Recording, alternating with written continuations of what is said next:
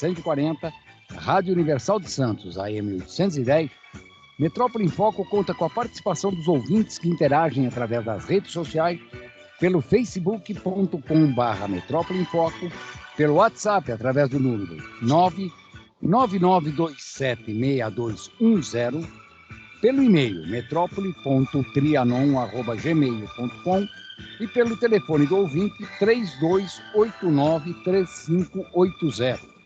E você também pode acompanhar Metrópole em Foco e toda a programação da Rádio Trianon pelo site www.radiotrianon.com.br. Metrópole em Foco tem a produção de Duda Júnior, trabalhos técnicos de Sérgio de Souza, montagem e mixagem de Gerson de Lima e direção de Pedro Nath. Metrópole em Foco, discutindo a cidade que queremos. São Paulo se encontra aqui.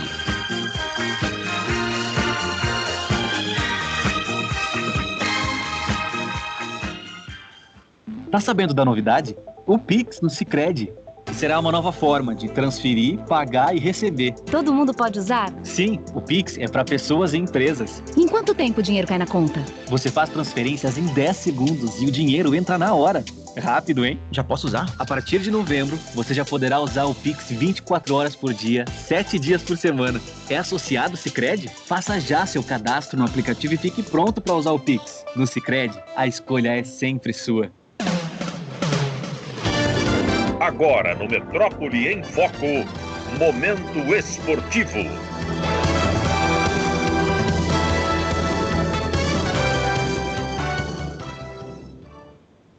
Bom dia, 9h03.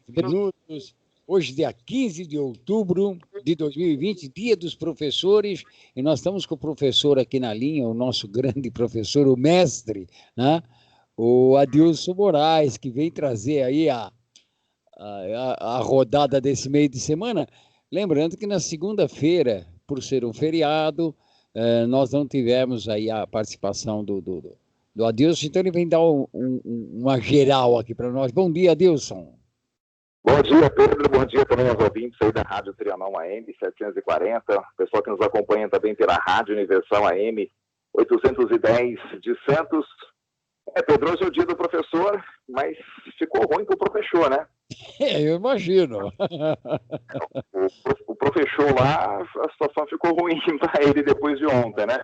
Então vamos falar aí da rodada do Campeonato Brasileiro antes, só dar uma nota aí das eliminatórias da Copa do Mundo do Catar. O Brasil foi a campo, né? Venceu a Bolívia e também venceu aí o Peru pelo placar de 4-2, e o Brasil é líder nas eliminatórias, então o Brasil vai encaminhando aí a sua classificação, mais uma classificação para mais um Mundial, né? A seleção do Tite, por enquanto, está indo bem, viu, Pedro? Então, foi o que a gente viu aí.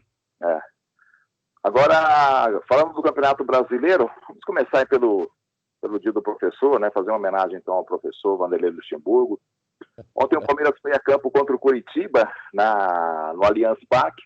Palmeiras que vinha de 2 derrotas e o Coritiba que não vencia 4 jogos, o Coritiba que também está na zona de rebaixamento. Todo mundo imaginava que fosse uma oportunidade para o Palmeiras retomar as vitórias, mas infelizmente não foi isso que aconteceu. O Palmeiras acabou perdendo por 3-1, um placar inaceitável diante da situação e por conta da pressão que o Luxemburgo já vinha sofrendo. A gente falava muito disso aqui no programa, né, Pedro, com os ouvintes. Os altos e baixos do Palmeiras não estavam agradando aí a diretoria, os conselheiros, o patrocinador forte do Palmeiras queria um futebol mais ofensivo. Foi para isso que o Vanderlei Luxemburgo foi contratado, né, para retomar aquele DNA ofensivo do Palmeiras. Quem é que não se lembra daquele grande time do Palmeiras, do Luxemburgo, que foi campeão brasileiro, com o Evair, com o Djalminha, né, com a Parmalat à frente. Mas infelizmente não foi isso que aconteceu. O Palmeiras perdeu ontem mesmo, no final já da partida, poucas horas depois. O Vanderlei Luxemburgo acabou pedindo demissão. O Gigliotti tentou resistir, tentou convencer do contrário, mas infelizmente o Luxemburgo não seguiu, né? Infelizmente ou felizmente, porque fica aquela coisa, quem virá agora no seu lugar? O que se especula é que o Palmeiras está em busca de um técnico estrangeiro, né, Pedro? Porque os estrangeiros estão em alta aqui no Brasil. Estão em alta. Teve o Jesus, né, ano passado, o Sampaoli, esse ano o Sampaoli continua líder. O técnico do Inter também, o estrangeiro, o Inter também, que ontem, por alguns minutos, liderou o campeonato, depois o Atlético conseguiu empatar a partida. Então vamos ver como ficará a situação do Palmeiras. E um balanço aí do trabalho do Luxemburgo, foi campeão paulista, o Palmeiras é o líder geral na classificação da Libertadores, mas no campeonato brasileiro, o Palmeiras aí ocupa apenas a 7ª colocação, então, e com altos e baixos, com muitos empates. Então isso não estava agradando a diretoria, e com esse resultado negativo, a 3ª derrota consecutiva do Palmeiras pesou, né? E derrotas amargas, né? Uma delas para o Botafogo, que tinha apenas uma vitória até então no campeonato. Depois perdeu para o São Paulo, um clássico, São Paulo que nunca havia vencido o Palmeiras no Allianz Parque desde 2014. E ontem perdeu para o Curitiba, um clube que estava até então na zona do rebaixamento. Então pesou muito, né, Pedro? E o professor caiu no dia do professor, então. Então não teve jeito. Tem, mesmo como você falou aí, a direção ainda tentando segurar o Luxemburgo, mas você tem a torcida aí, a torcida que já estava insatisfeita, muito empate, e depois com essas derrotas aí, acho que 7 empates, né, o Palmeiras? 7 empates. 7 empates, então, né? 7 empates do Palmeiras. Oi. Não, todo o Palmeiras aí, o trabalho do Luxemburgo foram, acho que 38 jogos, né? Uhum. Ele sofreu 5 derrotas, 15 empates e 18 vitórias. Então, 15 empates e o restante de vitórias. Então, empatou demais. Isso irritou a torcida, né, Pedro? E a diretoria, aquele futebol de resultado, né? Fazia um gol, recuava, não tinha aquela ofensividade que tanto se espera de um clube como o Palmeiras. E investiu para isso, né? Então, ontem mesmo eu estava lendo aí alguns comentários, 7 empates, foram 7 jogos. Essas 3 derrotas, 7 jogos com mais 3 derrotas, dariam 10 jogos, em 30 pontos o Palmeiras só conseguiu 7. Se você somar. Não vamos contar as vitórias. Então, é muito pouco ponto para 10 jogos, né? Em 10 jogos, se o Palmeiras pelo menos conseguisse aí, pelo menos uns 9, 10 pontos aí, nesses 10 jogos, pelo menos seria um terço, né? Mas não foi o que aconteceu.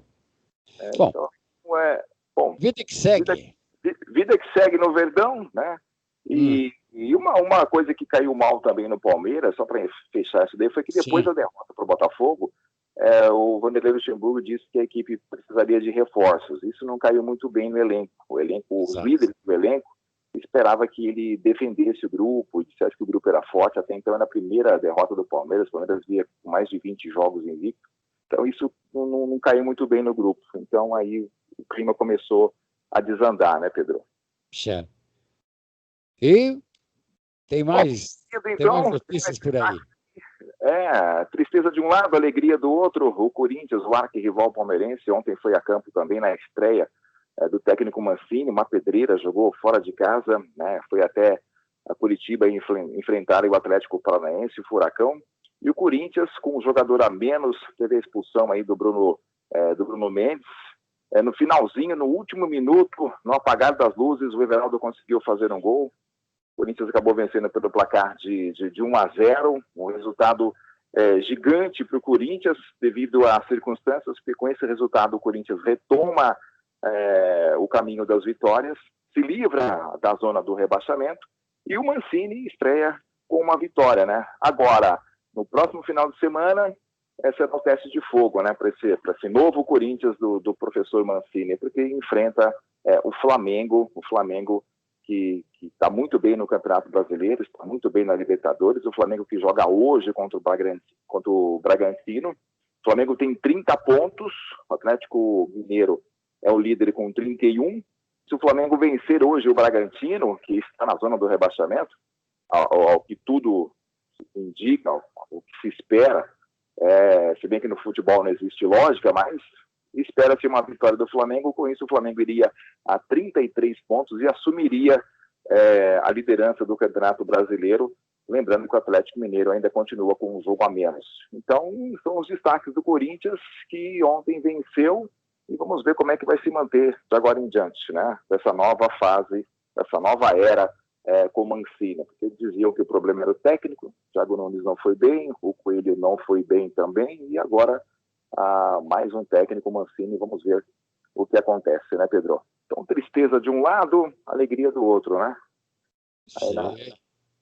Essa rivalidade Palmeiras e Corinthians. Ontem também tivemos mais um paulista em campo, o Santos contra o Atlético Goianiense na Vila Belmiro. O Santos precisando da vitória para encostar nos líderes, deixou escapar uma oportunidade de ouro o Santos, enfrentando o Atlético Goianiense na Vila Belmiro, mas o Santos estava desfalcado de seus principais atacantes, o Marinho, que sentiu dores musculares, e também o Soteldo, que viajou para defender a Venezuela pelos jogos da eliminatória, não teve como retornar a tempo, e com isso o Santos foi a campo sem Marinho, seu grande homem-gol, o artilheiro do Peixe na temporada, e sem também o Soteldo. E com isso o Santos acabou perdendo pelo placar de 1-0 e deixou escapar uma chance de encostar aí no grupo que está liderando o campeonato. Um outro destaque, Pedro, São Paulo, ontem jogando contra o Fortaleza, lá no Castelão, da capital cearense, contra o time de Rogério Ceni. O Fortaleza, que abrindo aí as oitavas de final, um jogo eletrizante com 6 gols. O Fortaleza com 2 homens a menos, com 2 jogadores a menos, acabou empatando a partida pelo placar de 3-3, né? E agora tem a partida de volta no Morumbi, e um grande resultado para o São Paulo aí, estreou bem na Copa do Brasil, arrancando um empate lá em Fortaleza. Então esses são os destaques. O Rogério Ceni não consegue vencer o São Paulo. O Rogério Ceni é o 4º confronto aí do Rogério Ceni contra o São Paulo, e até então não conseguiu vencer, né? Vamos ver agora se no Morumbi o Rogério Ceni consegue quebrar esse tabu, porque precisa quebrar essa escrita, né? Senão o Fortaleza ficará de fora aí das oitavas de final da Copa do Brasil.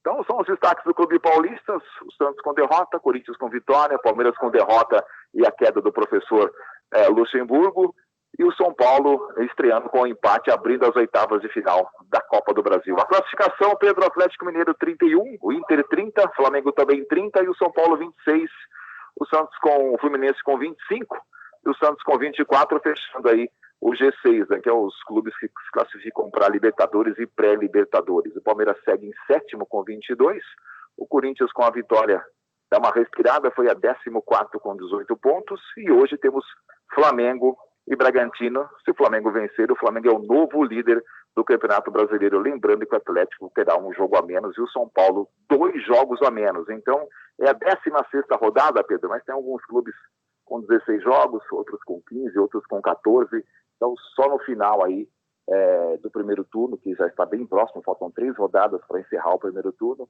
que a gente vai saber quem será o grande campeão simbólico desse primeiro turno do Campeonato Brasileiro de 2020. O balanço geral a gente faz. É que eu tenho uma pergunta aqui, Adilson, do Adelino Sobral. Adelino Sobral, ele está falando o seguinte: com tanta polêmica envolvendo a direção do Santos, né? Você teve toda uma polêmica envolvendo tudo. Ele falou, agora está uma outra polêmica que é do jogador, né?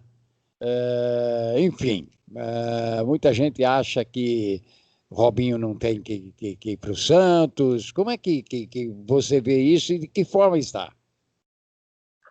Olha, Pedro, a minha opinião é o seguinte: eu acho que o Santos fez um péssimo negócio. O Santos tem um dos clubes de futebol feminino mais tradicionais do Brasil e da América do Sul. O Santos é referência em futebol feminino, ali já jogou a Rainha Marta. O Santos é campeão brasileiro, campeão da Libertadores, faz um trabalho muito forte de conscientização contra a violência da mulher junto com as sereias da Vila.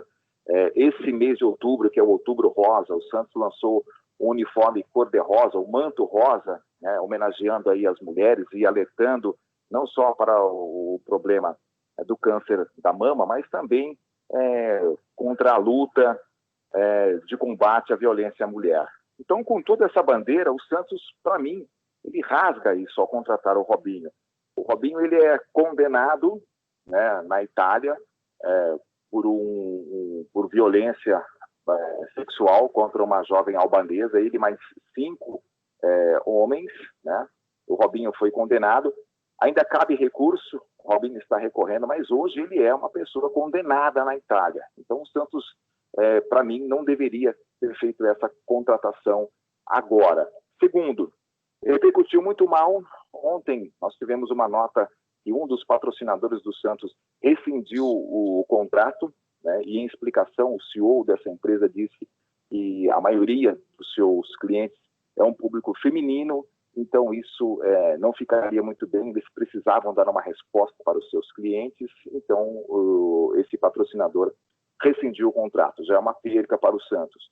Outros patrocinadores irão se reunir com a diretoria do Santos e vão pedir explicações, né, o porquê dessa contratação sem consultá-los, uma vez que as suas marcas estão estampadas no uniforme do Santos, estará estampado também na camisa do Robinho, ele entrando em campo, e tem um estudo de impacto negativo. Então eles querem saber por que o Santos contratou o Robinho sem consultá-los. A diretoria do Santos tem então essa missão de convencer esses outros patrocinadores a ficar. Então veja só o tamanho do imbróglio. Né? Olha o problema que arrumaram nesse momento, não? Olha o problema. Então, tudo que o Santos não precisava nesse momento é de mais um problema. E outra coisa, o Robinho já não é mais aquele Robinho de antes, né, das pedaladas. O Robinho está com 36 anos, o Robinho fez o Campeonato Turco, o Campeonato Turco foi transmitido pela Rede TV, TV aberta aqui em São Paulo. Eu acompanhei alguns jogos, o Robinho muito ruim, tecnicamente não está bem, fisicamente também não está bem. Então, muita gente diz, mas ele veio para receber um valor simbólico, vai receber um salário mínimo. Não é bem assim. A partir de janeiro, o Robinho tem um contrato com o Santos, ele atingindo 10 jogos, ele ganha um bônus de R$300 mil. Ele atingiu 15 jogos, ele ganha mais R$300 mil. Ou seja, em 15 jogos o Robinho pode ganhar R$600 mil, mais de $500 mil, e estão vendendo essa coisa de que o Robinho estaria jogando por um salário mínimo. Então, não é bem isso, tem que tomar cuidado com essa notícia. Então, Pedro, eu vejo com muita tristeza toda essa situação que vive o Santos, todo esse imbróglio. Então, respondendo aí ao nosso ouvinte, Adelino Sobral. O meu querido Sobral, e olha, é uma situação em que o Santos se meteu e está longe de se resolver. E pode piorar ainda mais com a perca de outros patrocinadores. Ontem um rompeu, pode ser que hoje, amanhã, a gente receba a notícia de que outros patrocinadores também venham a romper com o Santos por conta desse impacto negativo, né, que traz perante o seu público feminino, perante também a sua marca, uma vez que cada vez mais a sociedade está cobrando das autoridades uma lei mais rígida, né, contra o feminicídio, contra a violência da mulher. E aí vem o Santos e contrata o Robinho. Nós já tivemos outros casos no futebol, como o goleiro Jean, do São Paulo, né, que teve um ato de violência contra a sua esposa lá nos Estados Unidos, repercutiu muito mal. Chegando aqui no Brasil, o São Paulo desligou o goleiro Jean. Nós tivemos o caso do goleiro Bruno, né, que talvez seja o mais simbólico. O goleiro Bruno, ao ser contratado pelo Rio Branco do Acre, automaticamente a técnica do futebol feminino pediu demissão, porque viu ali um total desrespeito com as atletas, com as mulheres. Ou seja, o futebol não pode, na minha opinião, Pedro e ouvintes da Trianon e da Universal, normalizar a violência contra a mulher, né? O futebol precisa se conscientizar, os diretores também precisam se conscientizar disso. E tem que lembrar que o futebol ele sempre foi considerado um esporte masculino. Então, dá aquela impressão, né, de machismo, aqui nós fazemos tudo e vocês engolem. Não é bem isso aí. Hoje nós temos que estar aí alinhado aí com os anseios da própria sociedade, Né? E é o momento. Eu não sei o que passa na cabeça dos dirigentes que não param para pensar, porque não é só o impacto negativo junto à sociedade. Eles tiveram um impacto negativo financeiramente, nos cofres. Será que não para pensar ou os tecnocratas de plantão acham que está tudo resolvido? Senão vamos contratar o goleiro Bruno ali para o gol, né? Aí traz Robinho, traz esse, traz aquele. Quando nós vamos ver, nós temos aí um time de condenados, não?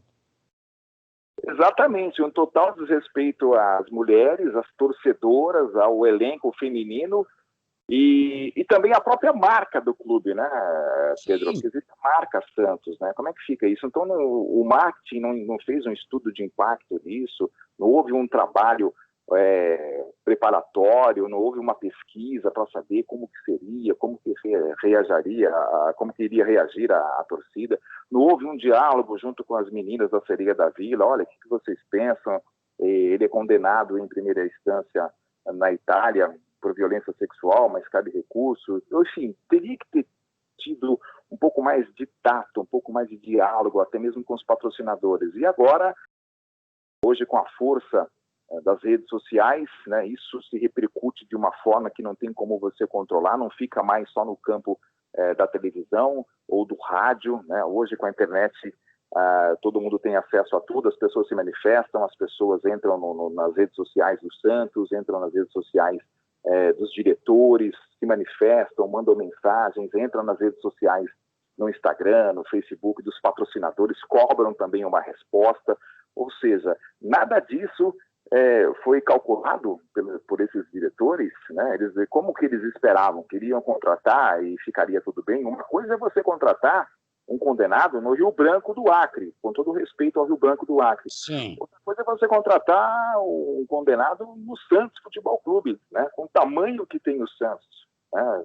A história do Santos, não. É a história do maior jogador do mundo, né? A passagem por lá do maior jogador do mundo, que agora completa 80 anos.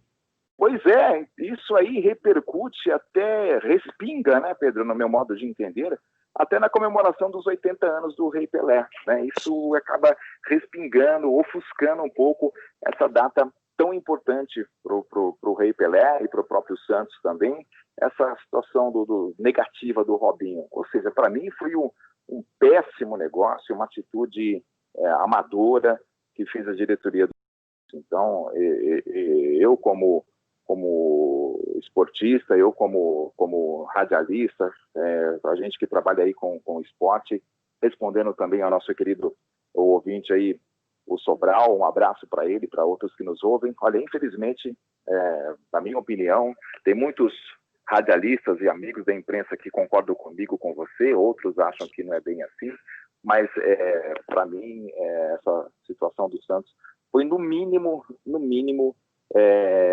desastrosa, né? Não tem como engolir. Perfeito. Mais alguma coisa? Não, de momento é só, Pedro. Então, só para a gente passar os resultados da rodada completa, tem Grêmio 3, Botafogo 1, Sport 3, Inter 5, um jogaço com 8 gols lá em Recife. Atlético e Fluminense ficaram em 1-1, né? E esses foram resultados de ontem.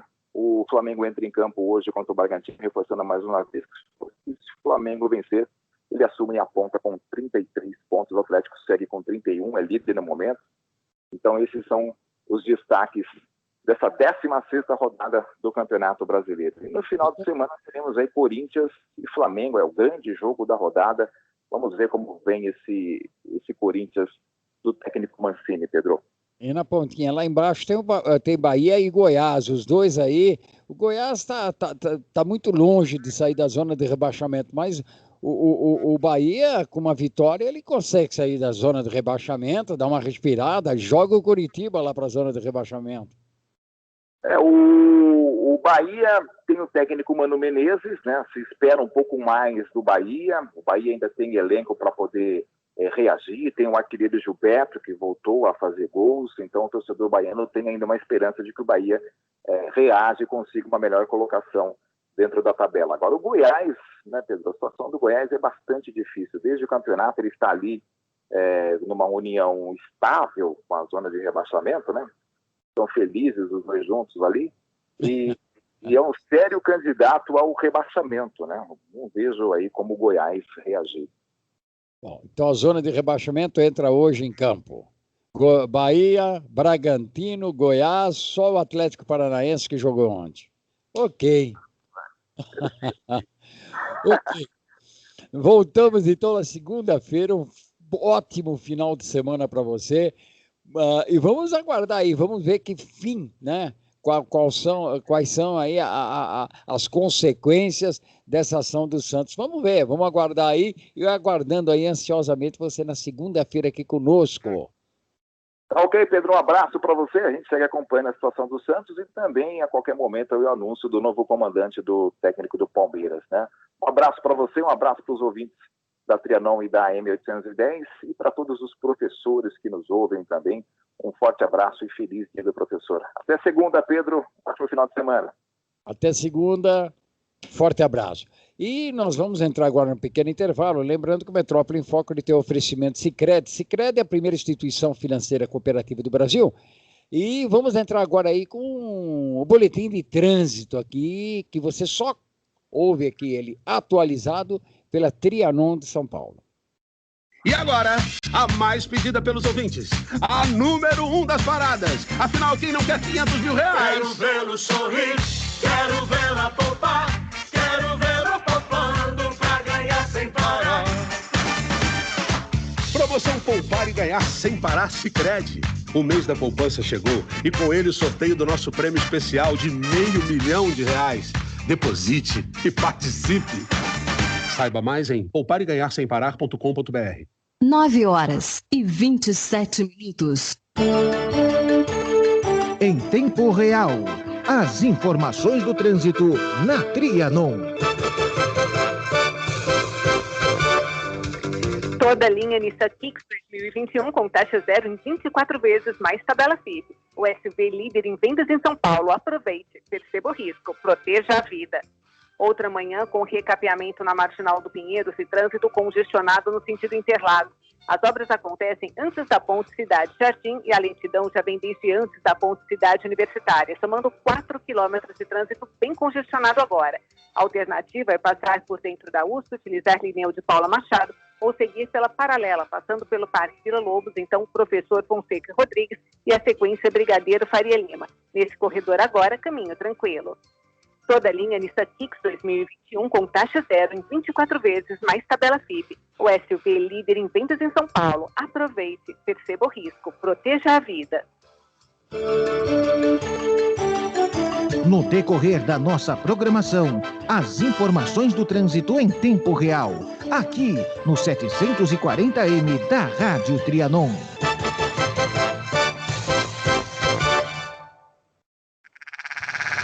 Rádio Trianon. Trianon, um marco da Avenida Paulista. Rádio Trianon AM 740, a rádio da Avenida Paulista. Há 8 anos consecutivos, Unip é a universidade particular preferida do mercado profissional, conforme ranking universitário Folha. Isenção na matrícula e 50% de desconto de agosto a dezembro para você começar a estudar ainda neste semestre com aulas online ao vivo. E mensalidades a partir de R$ 199. Confira o regulamento no site e faça o vestibular online gratuito. Unip, qualidade comprovada. Feitos Assessoria, assessorando o crescimento do seu negócio. Assessoria contábil e fiscal, assessoria em administração de pessoal, legalização de empresa, declarações de imposto de renda, pessoa física e jurídica, licenças CETESB, bombeiros e prefeitura. Entre em contato conosco. Telefone 4705-5107. WhatsApp 99538-8523, 95297-6359 ou pelo e-mail contato@feitosassessoria.com.br. Avenida das Conchas, 678, Cidade de São Pedro, Santana do Parnaíba. Se você tem dúvidas ou quer receber orientações sem compromisso, consulte a Feitos Assessoria. Rádio Trianon AM 740. Informação, prestação de serviço, utilidade pública. Só podia ser aqui, na Rádio Trianon de São Paulo e Universal de Santos. Trianon. Eleições 2020.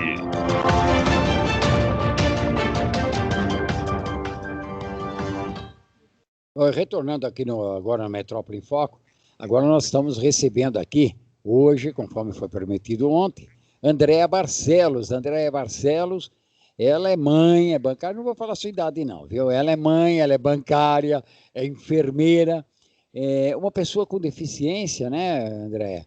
E atualmente ela é diretora honorária do Sindicato dos Bancários, enfermeira do Hospital Municipal Dr. Inácio Proença de Gouveia, que fica na zona leste da capital. Foi criada em Guaianazes e atualmente ela mora no Tatuapé. Ela é filiada ao PCdoB desde 1993. Andréa é cristã, membro da Igreja Presbiteriana da Penha. E lembrando aí que a Andréa é a candidata a vice-prefeita pelo PCdoB na chapa do candidato Orlando Silva, que já esteve aqui conosco. Bom dia, Andréa Barcelos.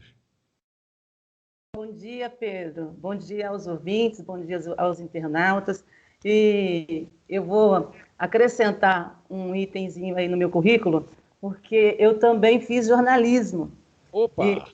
Lá na UBC. Na época não tinha tanta universidade aqui em São Paulo. E com 17 anos eu iniciei o curso de jornalismo lá na UBC. E logo em seguida, depois do curso, eu dei aula em caráter excepcional. Hoje que é dia do professor, né, Pedro? Exato. Então, eu gostaria de prestar uma homenagem aí a todos os educadores do município de São Paulo. E fiz... Se não fosse eles, né?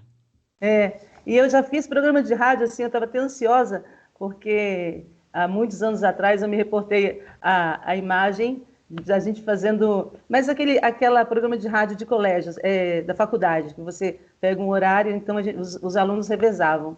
E aí eu me reportei agora essa memória. Ah, isso é bom. E esse programa do rádio que vocês faziam ali na faculdade, era um laboratório, né? Sim, sim. Laboratório, né? Fazia parte da formação, né? A gente tinha que ter como experiência, e aí a gente fazia aos sábados, durante o dia todo. Então, nossa turma pegava vários. Eu tenho amigos hoje que estão aí em grandes veículos de comunicação. Amigos nossos também. São, exatamente. André, você foi bancária também? Então, logo em seguida, quando eu terminei a faculdade, eu passei num processo seletivo do Unibanco, na época, não, no Banco 1, porque o Banco 1 era um banco virtual, depois foi para o Unibanco e agora é Banco Itaú, né? E aí eu fui trabalhar no Banco 1 na época, que era um banco virtual, então precisava de alguém. E eu tinha formação de jornalismo para você ter contato com o cliente, né? Então, eu tenho 26 anos como bancária, Pedro. 26 anos? 26 anos. Essa transição, você saiu você largou o jornalismo, deixou deixou aí a instituição bancária e foi ser enfermeira. Aí você passou para... Então, não foi bem assim, né? Não foi... Quando eu tinha ingressado no banco, eu recebi um convite da Folha de São Paulo para trabalhar lá.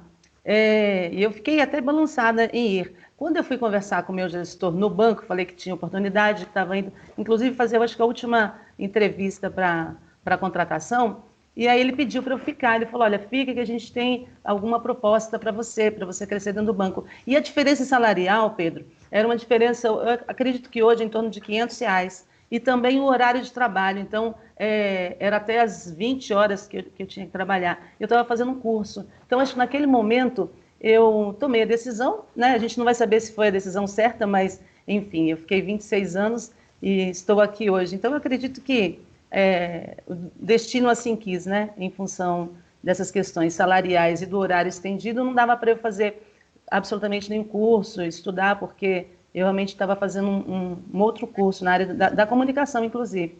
Aí eu desisti de seguir a carreira jornalística, né? e foquei todos os esforços aí na área financeira. Aí fiquei esses anos todos aí, até 26 anos. E chegando agora como enfermeira, fez um curso também, alguma coisa nesse sentido? Então, são as relações trabalhistas que a gente tanto fala. Eu estava no banco, passou alguns anos, e aí muito bancário era demitido, era desligado. Falei, gente, eu já me formei em jornalismo fazia uns 7 anos. Eu falei assim, quando você não está na área, você tem que se reciclar, né? Então, você não consegue se inserir no mercado de trabalho. Então, nesse momento, eu falei assim, eu tenho que fazer um outro curso. A minha mãe, na época, ela era auxiliar de enfermagem. Ela me incentivou muito a fazer a faculdade de enfermagem. E o meu sonho de fazer a faculdade era dar aula, porque eu gostava muito de dar aula. Eu dei um período como eventual, professora eventual, com a formação de jornalismo, eu gostaria muito de dar aula. E aí eu fiz a faculdade de enfermagem, Pedro, com o intuito de dar aula para auxiliares e técnicos, né? Sim. E na nossa vida, eu acho que tudo foge um pouco do controle. A primeira oportunidade que eu tive foi para trabalhar no pronto-socorro, no estado de São Paulo. E aí, depois disso, eu já não saí mais. Eu fiquei durante o dia no banco e plantões noturnos no hospital, né? Numa unidade de pronto atendimento, que foi na Grande São Paulo, foi em Osasco. Aí fiquei lá 7 anos. Então você trabalhava no banco de manhã, à noite ia para coisa e dormir nada, né?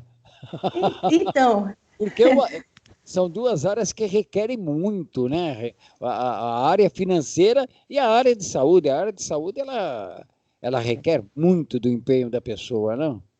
Então, eu fiz uma programação, na verdade, não era para ficar tantos anos trabalhando em 2 empregos. Você faz uma programação para ficar 1, 2 anos, né?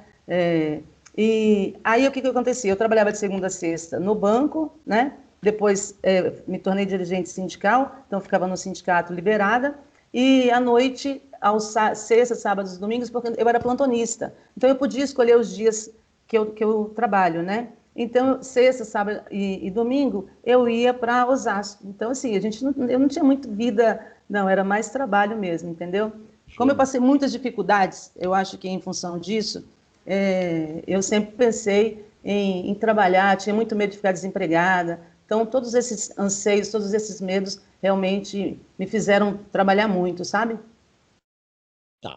Bom, já que nós estamos falando aí, você é a enfermeira Andréa Barcelos, que o Orlando Silva aí teceu vários comentários, olha, vocês têm que conhecer isso aqui na entrevista, e abrimos espaço também, porque o vice-prefeito é o braço direito do prefeito, vai trabalhar em conjunto com o prefeito, não tem como, e numa eventual licença do prefeito, ou quando o prefeito tem que deixar a prefeitura para representar o município em alguma coisa, o vice assume, né? E o vice vai ter a caneta e ele tem que andar em paralelo com o chefe do executivo. Ele tem que ter a mesma linha de pensamento, o afinamento, né, com o chefe do executivo, até para que depois não aconteça uma disputa ali interna. Quando você pega 2 partidos, né, isso irrompe. Muitas vezes pode acontecer esse tipo de coisa, né? Quando os partidos se rompem, porque se unem aí por conta das eleições, mas ali na frente ninguém sabe o que acontece, e a história já mostrou que às vezes os partidos se rompem, então o partido do governo com o seu vice não tem mais nada a ver, não tem mais uma afinidade, isso se torna até perigoso, né, para a administração pública. Andréa, você trabalha hoje no Hospital Municipal Dr. Inácio Proença de Gouveia, na Zona Leste. Nós entrevistamos aqui várias lideranças da Zona Leste, e durante essa época de pandemia, a periferia da cidade sofreu demais, e ainda sofre, né?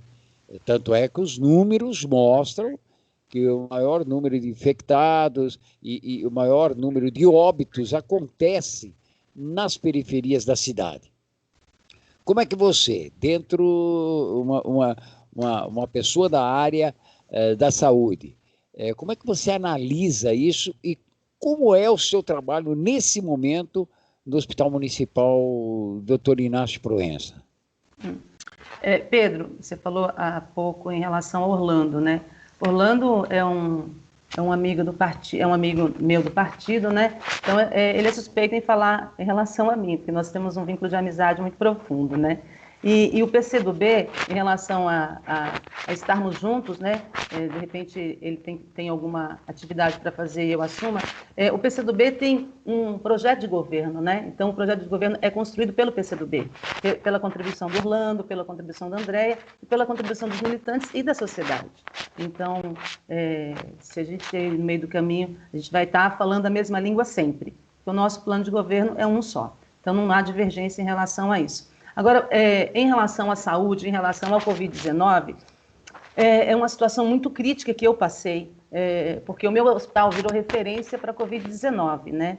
Logo quando surgiu a pandemia, de um dia para o outro, todos os pacientes que tinham outras patologias foram retirados do hospital para se tornar um hospital referência.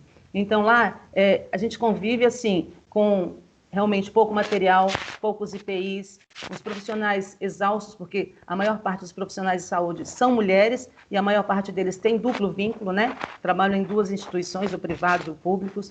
Então, é uma rotina realmente, fisicamente, é uma angústia trabalhar na área da saúde, principalmente em época de pandemia. Pedro, agora todo mundo está olhando o profissional da saúde, né? O olhar está voltado para o profissional. Mas há quantos anos esses profissionais ficaram esquecidos? Hoje nós recebemos homenagens de todos os lados, né? Todo mundo homenageou muito o profissional da saúde. Mas a realidade desse profissional é uma realidade triste. No início da pandemia, nós não tínhamos IPI suficientes para tratar a população, né? Então, a máscara, que é equipamento básico de segurança, era disponibilizado um número muito pequeno para o plantão de 12 horas. E você vê as pessoas de forma vulnerável procurando o hospital, sem atendimento, sem saber muito bem exatamente como tratar a pandemia, né? E buscando hospitais, iam lá na porta com sintomas, a gente não tinha como internar mais. Então, essa foi a realidade vivida aqui em São Paulo, né? E a gente sabe que a maior parte da população, e se não fosse o SUS, eu acho que a situação seria bem pior, seria bem mais dramática. Então, assim, eu vi muitas pessoas indo de hospitais em hospitais procurando atendimento, né? Muitas vezes chegavam lá para a gente tentava uma vaga. Depois que surgiu o hospital lá no Pacaembu, essa realidade melhorou um pouco. Por quê? Porque a gente conseguia transferir os pacientes leves para esses hospitais. Porém, os pacientes graves, a gente tinha dificuldade no tratamento, de buscar vagas, né? Tinha que colocar no CROSS. Então, era uma dificuldade tremenda. Sem falar do medo, Pedro, porque assim, eu chegava de um plantão de 12 horas, você nunca sabia se em algum momento você foi contaminado, né? A gente tratava com paciente com Covid-19 grave, com paciente leve também. Eu lembro um dia que eu estava num plantão na maternidade, não era nem paciente de Covid. E a gente lidar com o paciente durante 12 horas, né? Medicando, banho, e etc. e tal. Então, ninguém ali estava contaminado naquele setor da maternidade.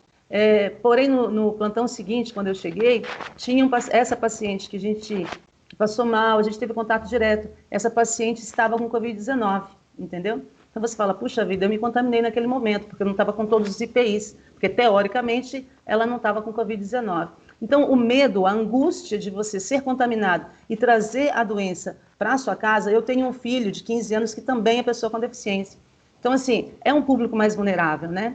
Então, eu sinceramente, passei por períodos com muito medo e você não pode ter contato com ninguém. Com a minha família não tinha contato. Então, era eu e meu filho dentro de casa e realmente era angustiante. Então, eu imagino a realidade da população mais carente, sem atendimento, sem um auxílio do município, do gestor público, né? Para essas pessoas. Muitas pessoas procuravam o hospital com sintomas, para fazer os testes, e não tinha testes para serem realizados. Eu vivi situações de terem 2, 3 testes somente no hospital inteiro, e a gente não poder fazer o teste em alguma pessoa que chegava lá com sintomas, sintomático, né? Porque tinha que reservar aquele teste para as pessoas que forem a óbito, né, durante o plantão. ó, a gente não pode fazer o teste para ninguém. Então, essa foi a realidade que nós vivemos aqui em São Paulo, Pedro. Não foi uma realidade bacana, não. Sim. Bom, é certo que essa pandemia ela não vai passar de uma hora para outra, ela vai se estender, a gente vai ter que começar a se adaptar, né? Com toda essa coisa do distanciamento social, o uso de máscara, a higiene. E assim a gente sabe que para as regiões mais vulneráveis da cidade de São Paulo, é quase que impossível você conseguir fazer isso, né? Distanciamento social em comunidades, mas que não existe, né? Se nós falarmos de higiene, não estou falando da pessoa em si, mas a higiene ela se torna difícil porque falta saneamento básico, falta água dentro das comunidades. Então, como que você pode exigir uma higiene com a falta d'água, convivendo com esgoto a céu aberto, e a falta de máscara, de álcool em gel, num eventual mandato do PCdoB aqui na cidade de São Paulo? Você, com toda a experiência, e está passando num momento atípico, ninguém esperava por isso, e era bom até que não existisse, mas infelizmente nós estamos aqui. E isso não é um problema nosso somente, é um problema mundial, por isso é uma pandemia, né? Num eventual mandato, com a sua experiência, o que seria necessário, já prevendo, né, que essa pandemia ela vai se arrastar por um bom tempo ainda, e as ações do PCdoB na área da saúde? Então, Pedro, hoje, nós chegamos hoje em cerca de 152 mil mortes, né? Não é um número desprezível. E a gente tem ainda um governo federal que não estimula o isolamento social, que não estimula a utilização de máscaras. Isso é um estímulo para as pessoas se aglomerarem, para as pessoas se contaminarem. Então, primeiro, os governantes eles precisam incentivar esse isolamento, né? Nós estamos fazendo campanha e é difícil fazer campanha em época de pandemia porque nós não podemos concentrar grande número de pessoas, né? Nós temos que ter esse cuidado, nós temos esse cuidado constantemente. E eu estou visitando muitas comunidades que realmente vivem essa realidade de terem barracos pequenos, de viverem vários moradores né, próximos, que não tem como fazer isolamento social. Então, primeiro, a gente tem que fazer o levantamento dessas localidades, né, dessas comunidades, e fazer a questão habitacional, tirar as pessoas do grupo de risco, incentivar o isolamento, investimento em habitação, né? Porque é impossível você fazer isolamento social em comunidades, né? Não tem como. Então, eu acredito que tem que olhar primeiro para as pessoas que estão aí nessas comunidades, em ambientes de risco, e estimulando o isolamento social. Bom, outro fator também que tem preocupado muitas pessoas, né, muitos cidadãos, é em função da pandemia. As aulas elas estão suspensas, né, desde o mês de março, elas retomaram agora. Quem assumiu isso foram as entidades privadas, as escolas particulares, mas as escolas públicas ainda não tem certeza da volta. Hoje se coloca aí, olha, em dia 3 de novembro voltaremos, mas não tem nada certo. E não é só aqui o nosso município, são todos os municípios. A região metropolitana ainda não tem essa certeza, embora a cidade aí, segundo o Plano São Paulo, passou, né, da fase laranja para a fase verde. Então está tudo muito lindo. E como nós estamos falando, as pessoas, parece que esse tipo de anúncio sai de uma fase, vai para uma fase mais flexível. Agora nós estamos na fase verde e já ampliamos, né? Parece que as pessoas, ou por uma falta de de uma comunicação mais direta dos governos, tanto estadual quanto municipal, em mostrar que a pandemia está aí. A flexibilização não quer dizer que eliminamos isso, o número de óbitos deu uma queda, mas nós temos que aproveitar o momento para tomar como lição o que está acontecendo lá fora. A França ontem fechou todas, deu toque de recolher. Por quê? Porque voltou, né? Começou uma nova onda. E não é só na França, foi na Itália, na França, na Inglaterra, bom, enfim, em vários países isso vem acontecendo e parece que a gente não está muito preocupado, só vai estar preocupado no momento que acontecer aqui conosco, né? Não fizemos a lição antes e hoje 150 mil mortes, mais de 150 mil mortes, 152 mil mortes aí. Uma morte já é motivo para se lamentar, o que dirá 150 mil vidas, né? Em função disso, como você vê essa volta às aulas, o tratamento que se deve dar, você como uma profissional de saúde, em teste para essas crianças, o isolamento que elas devem fazer, porque quando nós estamos falando de criança, elas vão se aglomerar, criança é criança, eu já fui, você já foi, você tem um filho, sabe como é que a coisa funciona.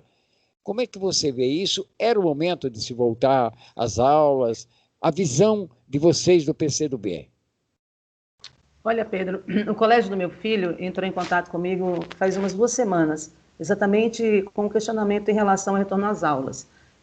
Eu, particularmente, tenho uma posição bem incisiva em relação a isso, e eu compartilho essa ideia com o PCdoB, né? Nós somos contrários ao retorno às aulas. A gente não imagina os alunos voltando. Por quê, Pedro? Porque essas crianças, elas convivem com pessoas idosas, com pessoas com comorbidade, elas não têm a noção do que é o isolamento, o contato físico fatal vai ocorrer, e grande parte da população que foi consultada, dos pais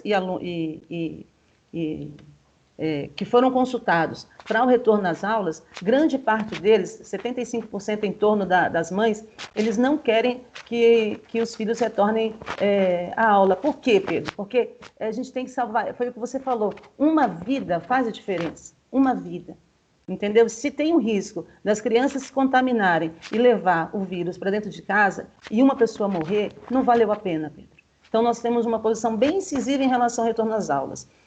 Esse ano já está perdido, não tem como recuperar. Não adianta voltar, nós estamos no mês 10, tem mês 11 e 12, então o ano acabou. Então não adianta a gente investir agora para as crianças retornarem às escolas, às creches, porque eles não têm essa consciência de isolamento, né?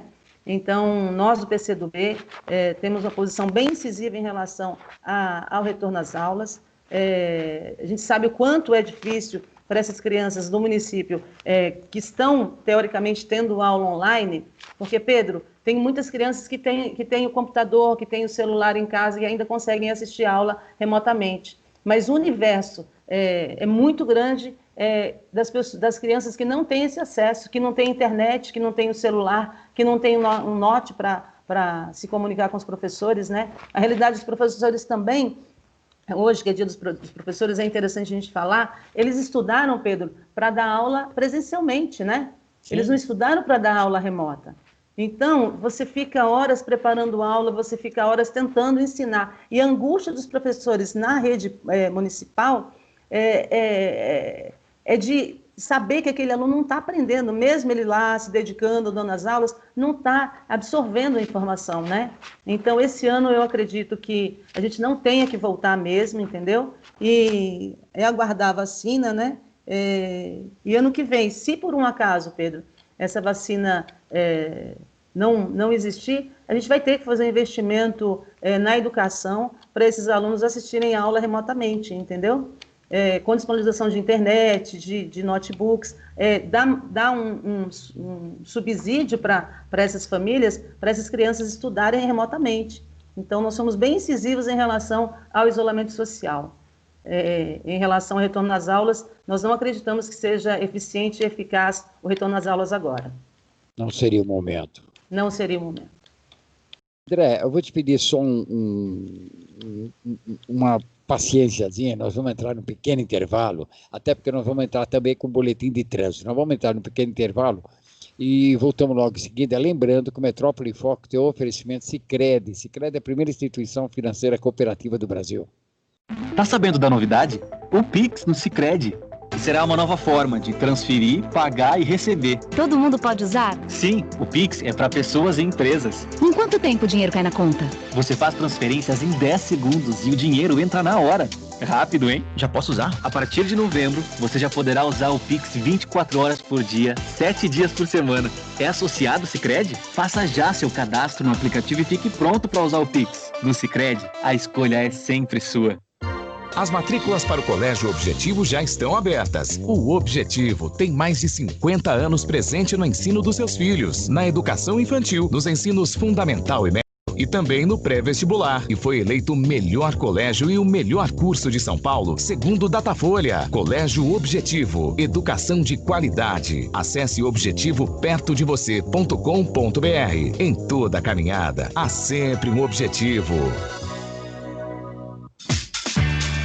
Feitos Assessoria, assessorando o crescimento do seu negócio. Assessoria contábil e fiscal, assessoria em administração de pessoal, legalização de empresa, declarações de imposto de renda, pessoa física, licenças CETESB, bombeiros e prefeitura. Entre em contato conosco. Telefone 4705-5107. WhatsApp 99538-8523, 95297-6359 ou pelo e-mail contato@feitosassessoria.com.br. Avenida das Conchas, 678, Cidade de São Pedro, Santana do Parnaíba. Se você tem dúvidas ou quer receber orientações sem compromisso, consulte a Feitos Assessoria. Olá, eu sou Antônio Penteado Mendonça, provedor da Santa Casa de São Paulo. Neste momento em que o coronavírus cobra um preço caro da sociedade brasileira, nós precisamos da sua doação. Doe através do site santacasasp.org.br/doe. São Paulo agradece. Ouça todas as quintas-feiras a partir das 15 horas. Duas na Tri, um programa a serviço da educação. Apresentação de Silvia Vinhas e Malu Mota. Uma parceria da Rádio Trianon, Unip e Objetivo. Martins Araújo. Rompendo fronteiras.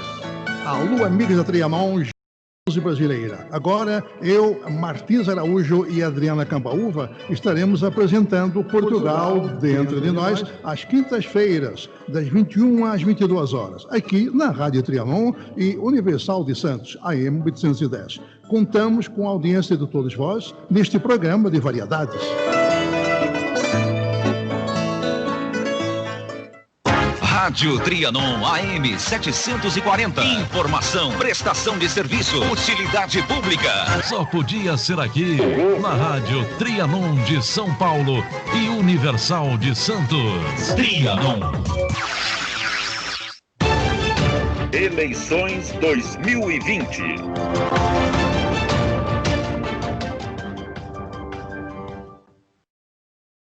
Bom, retornando aqui no Metrópole em Foco, hoje nós estamos recebendo aqui a candidata a vice-prefeita pelo PCdoB, na chapa do candidato Orlando Silva, a enfermeira Andréa Barcelos.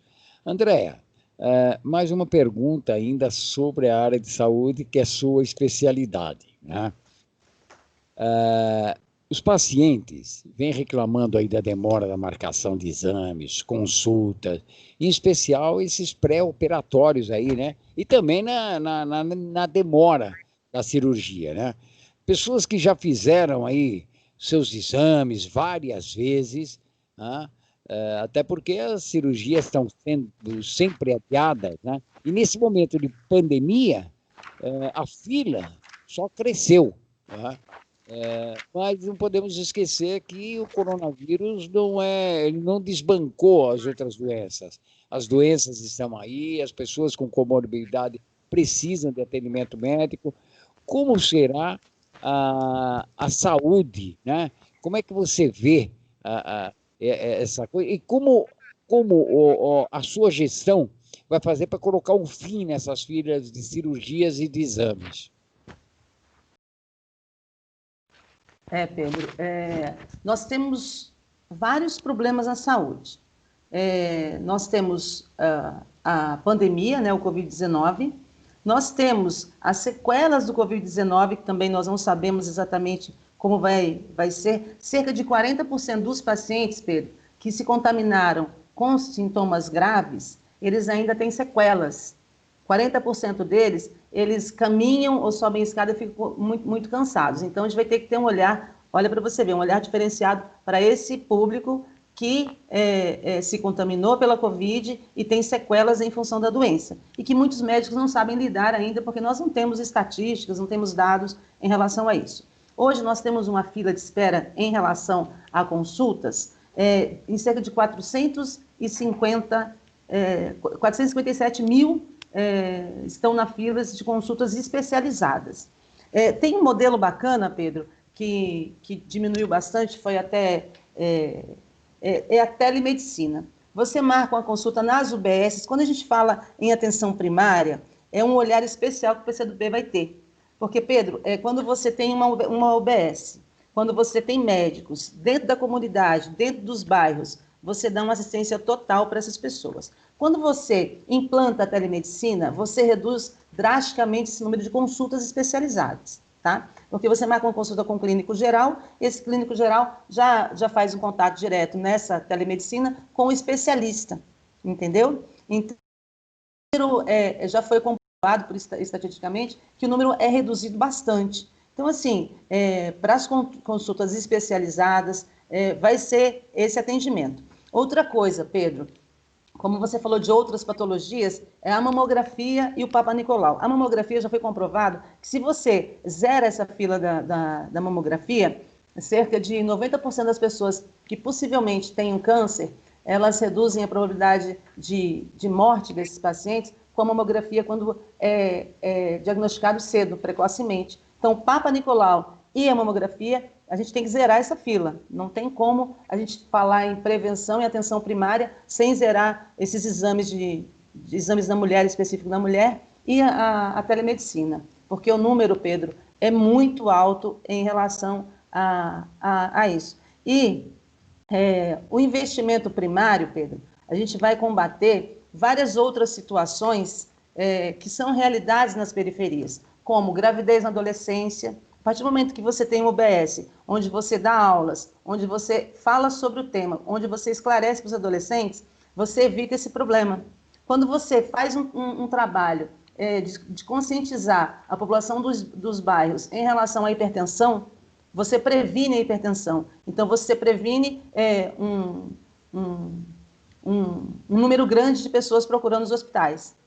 Quando você trata diabetes na UBS, você também evita um número elevado de pacientes nos hospitais. Então, a atenção primária, Pedro, é essencial para o nosso governo. Por quê? Porque a maior parte dos governos não investem em atenção primária, Pedro. Porque o reflexo desse investimento, ele é a longo prazo. Então, nenhum gestor quer investir na atenção primária exatamente por isso, porque ele não vai estar ali para ver o resultado. Então, o nosso governo, primordialmente, é a gente inserir UBSs em bairros mais afastados, que não têm UBS, e investir na atenção primária. E para zerar as filas, telemedicina, que eu acho que tem um efeito bem bacana para reduzir as consultas especializadas. Nós temos que tirar dessa pandemia aí o que veio aí, parece que expandiu, né? A telemedicina expandiu no momento, e mesmo sendo uma coisa ruim, nós vamos ter que tirar os grandes ensinamentos, né? Que isso veio comprovar que realmente facilita um pouco a vida das pessoas. E é lógico, e dá condições, né, de que as pessoas que necessitam da telemedicina tenham como acessar. Né? Antes de mais nada, também o acesso a essa telemedicina, porque muita gente não tem nem internet. Né? Não, mas o interessante, Pedro, é que essa telemedicina, ela funciona da seguinte forma: você marca um horário com o clínico lá na UBS, e esse clínico, por exemplo, se é um problema, marca com o clínico, ele marca com esse paciente no mesmo dia do plantão do neuro, por exemplo, do cardiologista. Então, o clínico que vai fazer essa consulta interligada, entendeu? Então, nós precisamos... então, fica mais fácil essa questão da internet, porque a gente sabe que a maior parte das periferias, da população da periferia, não tem esse acesso. Então, a gente dificultaria a vida desse cidadão, né? então, seria mesmo dentro da UBS essa força-tarefa para diminuir o número de consultas. Tá ótimo. André, no início do programa, na apresentação que nós fizemos de você, Andréa Barcelos, ela é mãe, ela é bancária, foi bancária, né? Não é mais bancária, mas está dentro da área, enfermeira e pessoa com deficiência. Desculpa a pergunta, mas qual a sua deficiência? Eu tenho uma doença, Pedro, até com nome bonito. O nome é Charcot-Marie-Tooth, né?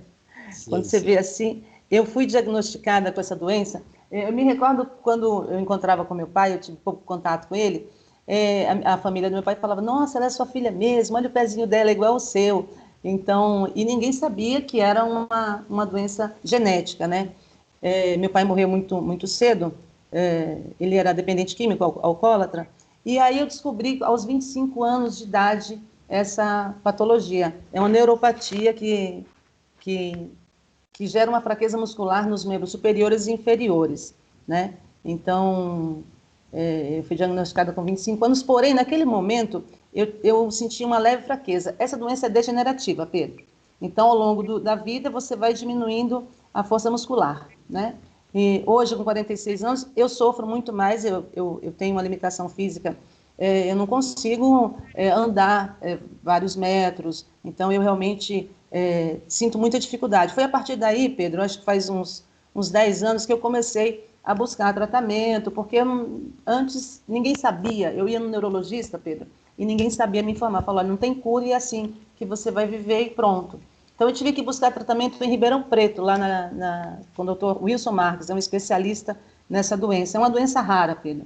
E ele lamenta muito em relação a esse médico. Ele fala assim, Andréia, nós não temos investimento em pesquisa, porque é extremamente importante. Tem várias pesquisas sendo realizadas de remédios para pelo menos paralisar a doença, e o Brasil não participa dessas pesquisas, entendeu? O que me deixa bem triste. Eu invisto bastante, eu corro atrás, porque eu também tenho um filho que herdou geneticamente isso, né?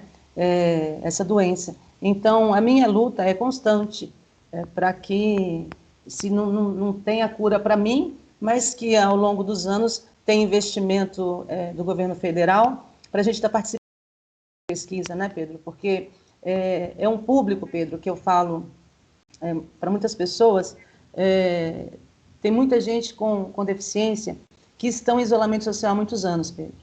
A gente está falando da pandemia, a gente vê muita gente lamentar, eu tô em isolamento desde dia 16 de março.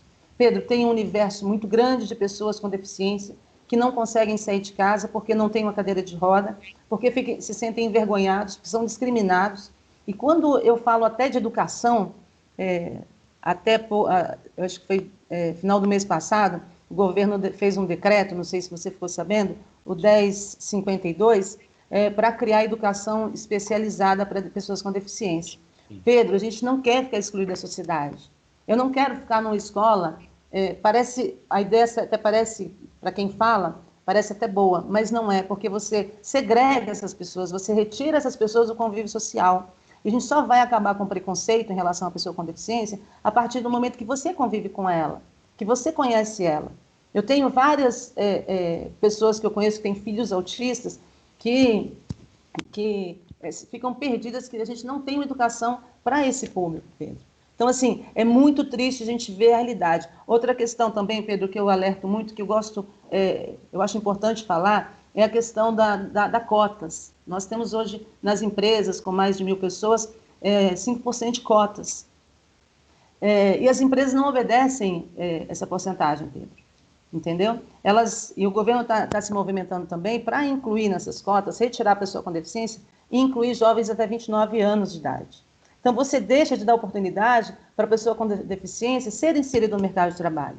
Quando a empresa é obrigada ou recebe um incentivo para contratar a pessoa com deficiência, de alguma forma existe um incentivo. Se a gente perder essa lei de cotas, Pedro, realmente eu não sei o que será da pessoa com deficiência, porque nós somos uma porcentagem muito grande, Pedro. Muita gente acha que a pessoa com deficiência é aquela pessoa que nasceu com uma doença, né? Mas a pessoa com deficiência, Pedro, pode ser qualquer um de nós, um dos ouvintes que está assistindo, por exemplo, que está ouvindo. Porque pode sofrer um acidente de carro, pode sofrer uma queda na rua, dentro de casa, e se tornar uma pessoa com deficiência, né? Então, eu tenho um olhar muito especial para esse público, sabe, Pedro? Porque são pessoas que o poder público discrimina, contribui para o preconceito. Então, nós precisamos fazer e ter um olhar diferenciado para a pessoa com deficiência, Pedro. Hoje aqui em São Paulo, eu até fui numa estação de trem, Pedro. Eu não estou falando de um lugar privado, eu estou falando de uma estação de trem. É a Leopoldina. Lá tem uma escadaria enorme. Se você chega lá com a cadeira de rodas, você não consegue acessar. A orientação para os trabalhadores é pegar esse paciente no colo e subir com a cadeira de rodas deles. Verdade. Essa pessoa, Pedro, pode sofrer uma queda, pode agravar a situação da pessoa com deficiência, e o trabalhador que tá transportando também pode sofrer uma lesão. Olha o absurdo que o poder público olha para a pessoa com deficiência, porque o nosso direito, Pedro, o direito básico nosso, do ser humano, é o direito de ir e vir. Então, esse direito não está sendo respeitado, sabe? Eu fico muito triste quando eu chego em algum lugar e esse lugar tem uma escadaria enorme, ou não tem uma rampa, ou não tem acessibilidade. Eu fico muito indignada em relação a isso, Pedro. Bom, falou aí em acessibilidade e até a dificuldade, é lógico, conforme a doença, conforme os anos vão passando, as pessoas vão adquirindo um pouco mais de idade, e aí você vai tendo cada vez mais dificuldade em caminhar, tá? Dores de uma série de coisas.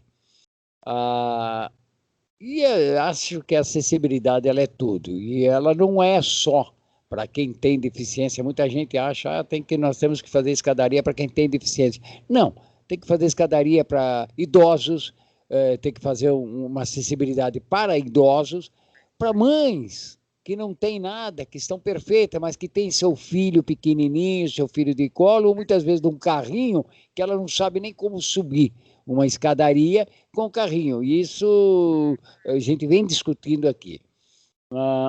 Parece que o planejamento da cidade, ele não visa muito isso, né? As pessoas estão mais preocupadas em construir a sua calçada para que seu carro entre num nivelamento na garagem. Então, se você vai pegar uma rua um pouco mais íngreme, conclusão, toda a calçada ela é um degrau, então ela vira uma escadaria, o que obriga as pessoas irem ao leito carroçável, ir lá para o meio da rua para poder caminhar, porque é impossível você caminhar. Na gestão do PCdoB, qual as ações e soluções que vocês vão implantar para resolver esse problema de acessibilidade na cidade de São Paulo? Olha, Pedro, eu acho que uma das questões fundamentais, nós temos, eu vou me aprofundar mais nesse item, mas primeiro, Pedro, se a gente fiscalizar todos os locais públicos e privados e fazer que tenham rampas, porque na lei já está contemplado que tenha acessibilidade em todos os locais, em primeiro lugar. Nós temos na lei a obrigatoriedade de terem pessoas para atender as pessoas com deficiência visual, auditiva, em todos os locais públicos. Tá? Nós temos na lei a prioridade para processos judiciais, para essas pessoas serem atendidas na frente. Nós já temos na lei a pessoa ser avaliado o imposto de renda também, mas nada funciona na prática. Então, em primeiro lugar, nós temos que fiscalizar todos esses locais, públicos e privados, e exigir que eles façam acessibilidade. Nós temos hoje, Pedro, cerca de 31% da população, ela circula na cidade de São Paulo através de caminhadas, o transporte, elas elas se locomovem 31% a pé. Então, é um número razoável de pessoas que Terço, então, né? É, 1/3, exatamente. Então, é um número... O que a gente pretende fazer nas calçadas? Todo o centro expandido, inicialmente, já vai ter rampas, porque não adianta você ter uma rampa... Eu já tive situações assim, de eu ter uma rampa para atravessar a rua, e no outro lado da rua não tem rampa e tem um poste bem na frente. Então, eu já vivi várias situações, tem vários registros, eu realmente incomodo, eu mando e-mail, eu mando foto e falo, olha, isso aqui é um absurdo. Então, a princípio, em relação à locomoção das pessoas com deficiência e os idosos, como você bem falou, são já a gente regularizar as calçadas inicialmente do centro expandido, né? Que as pessoas circulam mais. Aí depois a gente vai né, em outros bairros que não têm acessibilidade. Vai ampliando ali. Vamos ampliando, Mas é uma questão primordial para o nosso governo. Você falou aí que tem uma rampa, você atravessa, quando chega do outro lado, tem um poste bem no meio ali, e que, quer dizer, dificultou, não adiantou nada, não adiantou nada. Não, e calçadas, calçadas também com buraco, Pedro, o cadeirante ele não consegue passar. Eu já vi várias pessoas pedindo auxílio para ir para a rua, para circular na rua. E isso foi o que você falou, não é para pessoa com deficiência, é para mãe com carrinho de bebê. São idosos, Pedro, são vários idosos que nós temos aqui no município de São Paulo que que sofrem quedas na rua, né? Então, é proteger essa população mais vulnerável, né? Exato. O André, nós falamos outro dia aí, conversando, que tem algumas políticas que criam aqueles bairros amigos do idoso, né? Bairro amigo do idoso. Por quê? Porque nós estamos criando um bairro aqui que dê condições para o idoso viver, né? E o que, na verdade, se você circular no bairro, aí nós vamos entrar nesse problema da acessibilidade, que eu acho que é um dos maiores problemas para quem está na rua, né? Quem está na rua, o problema da acessibilidade é o maior. Então, não é um bairro amigo do idoso. É considerado, muitas vezes, um bairro inimigo do idoso. Porque não adianta... nós conversamos aqui com alguns candidatos que falaram em cidade sustentável, cidade inclusiva, para todo mundo, e que a cidade tem que ter mais árvores, e aonde vai plantar essas árvores? Não que eu seja contra, pelo contrário, sou muito a favor mesmo, né? Mas você tem calçadas aí que tem 70 centímetros, se você plantar uma árvore ali, ninguém mais anda na calçada, né? Ninguém mais caminha naquela calçada. Nós temos que repensar a cidade nesse sentido. E como você falou, ter um poste ali bem ali e é uma irresponsabilidade, porque hoje nós temos 55 vereadores dentro de uma Câmara Municipal que deveriam fiscalizar e fazer cumprir a lei, mas parece que somos assim, nós somos amigos e o corporativismo vai falar mais alto. Eu não mexo com você, você não mexe comigo, a gente finge que trabalha e está tudo em ordem, né? E não tenho receio nenhum de falar alguma coisa assim, porque não sou só eu que estou falando. Temos 12 milhões e meio de habitantes na cidade, certamente 99% vão falar a mesma coisa. 1% é porque são os assessores, então esses não vão nem tocar no assunto, mas 99% tem suas queixas e tem suas reclamações, né? Uma cidade sustentável, ela passa, lógico, pela acessibilidade e você, como é que vocês, o PCdoB enxerga essa ideia de se fazer uma cidade, a cidade de São Paulo, uma cidade mais sustentável e em que nível? Pedro, hoje, foi bem que você falou, você está falando um pouco da política aí. Realmente, nós temos gestores que olham só para uma parte da população, né? Nós sabemos que tem bairros que tem casas, tem muitas árvores, e o crescimento desestruturado da cidade, hoje nas periferias nós temos um número muito grande de moradores, né?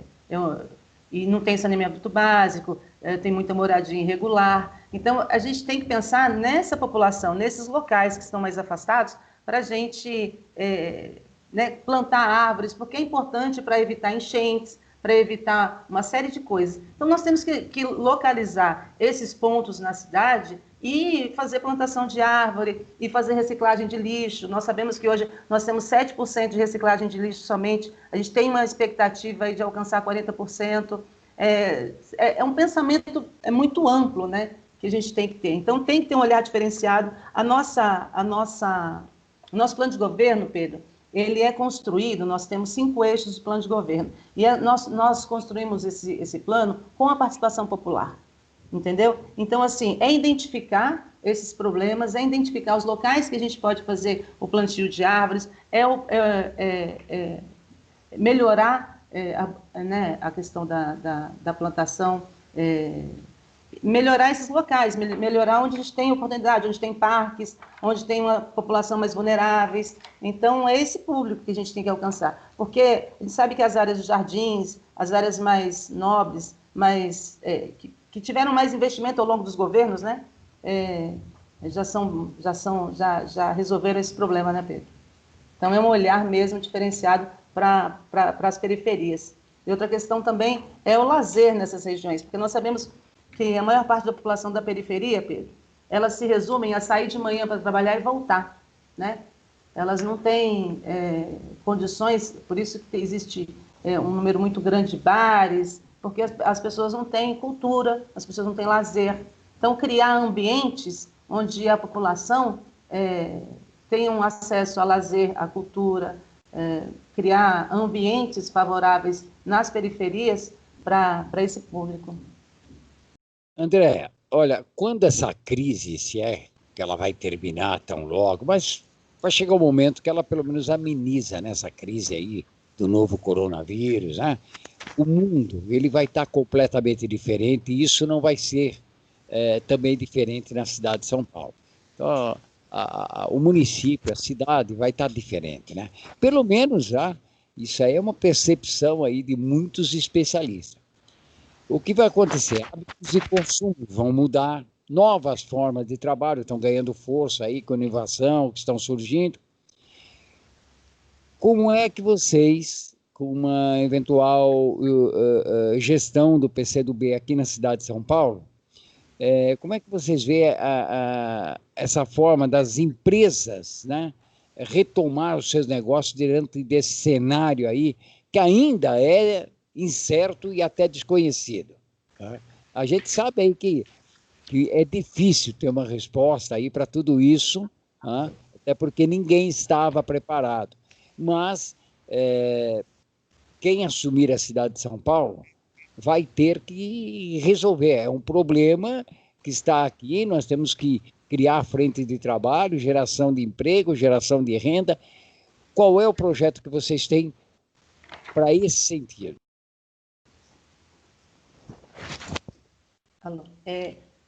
Pedro, o mundo realmente mudou, né, depois da pandemia. Hoje, eu conheço algumas empresas, elas já se adaptaram a essa nova modalidade de home office, né? Nós temos vários empresários, as instituições bancárias, os polos de trabalho, por exemplo, dos bancos, eles já se adaptaram a essa realidade. A maior parte dos trabalhadores estão em home office. Tanto que estão até reduzindo o número de trabalhadores. Pasmem você, porque o banqueiro não precisava demitir, né, Pedro, em plena pandemia. O banqueiro está demitindo. Banco Itaú e Banco Bradesco demitiu muitos trabalhadores. Por quê? Porque o home office veio e reduz o número de... aumenta a produção, porque a pessoa está em casa trabalhando, fica horas trabalhando, e aí foi um teste até, eu acredito que para a instituição financeira foi muito positivo esse teste de home office, né? Então, tem empresa que está demitindo. Mas nós sabemos que existe uma outra realidade, que é o pessoal da cultura, Pedro, que está sem assistência nenhuma, né? Shows, artistas, são pessoas que trabalham na rua como engraxates. Então, nós temos um público muito grande aí que está demitido. Então, a princípio, a gente tinha que fazer um cadastro dessas pessoas e dar um auxílio específico para esse público, né? Ou criar situações para que eles trabalhem com toda a segurança, com toda a segurança, isolamento social, para a gente inserir novamente as pessoas no contexto social, porque se vem a vacina, está tudo resolvido. Se a vacina não vem, Pedro, aí a gente tem que ter um olhar para esse público, né? Uma das questões é a lei da Aldir Blanc, né? Que a gente está lutando aí em relação ao pessoal da cultura. Eu estou entrando em contato aqui com o pessoal, tanto da Secretaria de Cultura Municipal quanto estadual, porque a lei de Blanc, embora esteja aí, então soltaram os editais, a adesão está sendo muito pouca, talvez por desconhecimento. O que eu vejo hoje, André, é assim, por parte dos governos, tanto municipais quanto o governo estadual, eu não falo tanto na esfera federal, tá? Porque a gente, a política hoje, nós temos que se prender muito na nossa política municipal, porque é isso que nós estamos falando de campanha, né? Então, eu falo do governo estadual que tem a obrigação de olhar para os seus municípios, né? Aqui, que está mais próximo, até porque o governo do estado também tem a base dele dentro da capital, né? Então, não dá para negar. O que eu vejo é o seguinte, é pouca informação que se passa, né?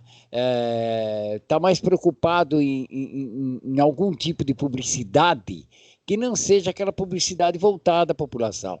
Quando nós falamos aí sobre pandemia, sobre o problema do isolamento social, da higiene, não se passa essas informações por exaustão. Tá? Eu lembro que na época, nos anos 90, o Brasil era referência no combate à AIDS. Tá? O número caiu, mas era assim, era informação 24 horas, publicidade 24 horas, use camisinha, aquele negócio 24 horas. Então, passou aquela geração que foi uma geração que acabou se precavendo e o índice de infectados pela AIDS caiu muito. E o Brasil foi considerado um país em excelência naquele momento. Aí resolveram o seguinte, bom, caiu, tá ótimo, para com tudo. E hoje você vê a incidência tanto nos jovens, quanto nos idosos, quanto no pessoal de terceira idade, que hoje são soropositivos. A informação, ela é tudo, e a publicidade, a gente fala, gasta dinheiro com publicidade, mas se for uma publicidade para que você previna, prevenir as pessoas é muito melhor do que remediar. Você que está na área de saúde sabe que as pessoas hoje estão deixando de vacinar seus filhos. E isso é preocupante, porque as vacinas estão aí e uma geração todinha, ela passou imune a várias doenças. E doenças que a gente achava que estava erradicada, começaram a voltar. Eu acho que falta, né, ao poder público essa preocupação de informar a exaustão. Mas, diante disso, eu vou pular, isso aí assim, é um desabafo até que eu tenho para fazer, porque eu vejo assim, a omissão nesse sentido, e não deve omitir. Saúde e educação em primeiro plano. Com isso, você consegue resolver muitas coisas da cidade de São Paulo. Dando saúde e educação para as pessoas, você consegue trabalhar melhor. Mas parece que os nossos governantes não veem isso. Nos últimos anos, André, cresceu muito esse número de moradores de rua aqui na cidade de São Paulo. Tá? Segundo a prefeitura, tá? A última informação da prefeitura era que tinha 24 moradores em condições de rua na cidade de São Paulo. Mas, tá, com a pandemia, muita gente perdeu emprego, perdeu renda, não tem nada, foram despejadas das suas casas e não tiveram outra alternativa que correr, montar sua barraca e morar na rua. Tá? Então, esse número de 24 mil moradores, certamente, é muito maior. Né? Qual é a ação, né, do PCdoB para amenizar essa situação? Olha, Pedro, o número realmente é muito expressivo. Vou até começar a falar um pouquinho se você me permite. Não eu ia até falar sobre isso também, mas já vamos tocando. Tá. Por exemplo, existe um levantamento realizado que existem na Cracolândia em torno de 400 pessoas que vivem ali, né? O fluxo. O fluxo. Não, o fluxo é maior. Durante o dia tem dias que chega a 1.200, 1.700 pessoas. Então, são pessoas que saem de casa, vão até lá para fazer uso da droga.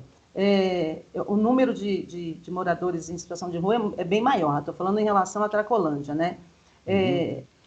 Pedro, eu acho que uma questão fundamental em relação à Cracolândia é você dar assistência a essas pessoas. Não é caso de polícia, como alguns gestores falam.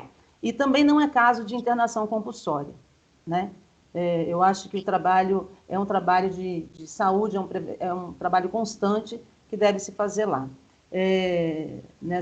com essa população. Porque nós sabemos que é uma situação de tratamento, é saúde pública, é um trabalho social que a gente tem que fazer nessa região. Depois, eu acho que a gente tem um projeto para a gente fazer o seguinte, para a gente recuperar essas pessoas da dependência química, né? Depois inserir essas pessoas no mercado de trabalho. A gente tem que montar alguma frente na prefeitura para usar essas pessoas, porque, Pedro, o ser humano ele quer se sentir útil, né? O ser humano sem trabalho, ele não tem dignidade, ele não quer viver de auxílio emergencial, ele não quer viver de ajuda do governo, implorar por uma ajuda, ou ficar em filas, ou ver se enquadra ou não. Ele quer o tratamento médico. Eu tenho um dependente químico na família, eu sei a luta que sabe, Pedro, para a gente recuperar essas pessoas. Mas a gente tem que investir, porque são vidas. Essas pessoas estão adoecidas. E eu acredito que a população de rua, primeiro, é o mesmo tratamento que eu estou falando aqui em relação à Cracolândia. Tem muitas pessoas que estão em situação de rua hoje porque são dependentes, porque são usuários. Então, é um trabalho social que a gente faz com essa população. E depois inserir essa população no mercado de trabalho. Inserir essa população, aproximar eles da família. Então, a recuperação é através desse sistema. Fazer o tratamento médico, inserir essas pessoas no mercado de trabalho e inserir essas pessoas no convívio familiar. A gente tem um olhar muito humano para as pessoas em situação de rua, e em especial para a gente tentar conseguir aí acabar com a Cracolândia, porque não é um número significativo, são 420, em torno de 420 pessoas que vivem ali. Então, se a gente tratar esse problema, se a gente olhar para essa população, a gente vai ter um êxito através de um trabalho social. Bom, isso é um problema de saúde pública, sim, assistência social, até... mas também, aí nós temos, quando fala muito em problema de polícia, de segurança pública, pode ser nesse sentido para combater o traficante. O tráfico. Aí não para combater o usuário, o doente. O doente está ali, né? Agora, ele só está consumindo porque ele está achando fácil aqui a droga, e a droga está na cara de todo mundo. Não tem como você ter ali um número de 400 pessoas, um fluxo de 1.000 pessoas, e não tem quem venda. Né? Não existe. Você tem a procura sem oferta. Você tem a procura... Bom, enfim. Mas aí é um trabalho que tem que haver realmente em conjunto. Andréa, Guaianazes é uma região assim, meio que esquecida também, né? Embora ela tenha aí a sua pujança, cresceu bastante, né, nos últimos anos, mas daí ela está cheia de problemas também. Casas que nunca sofriam aí com enchentes, tá? Hoje qualquer chuvinha aí, por exemplo, a chuva de hoje, ela já preocupa os moradores, né? Além de ruas e avenidas que ficam totalmente alagadas aí.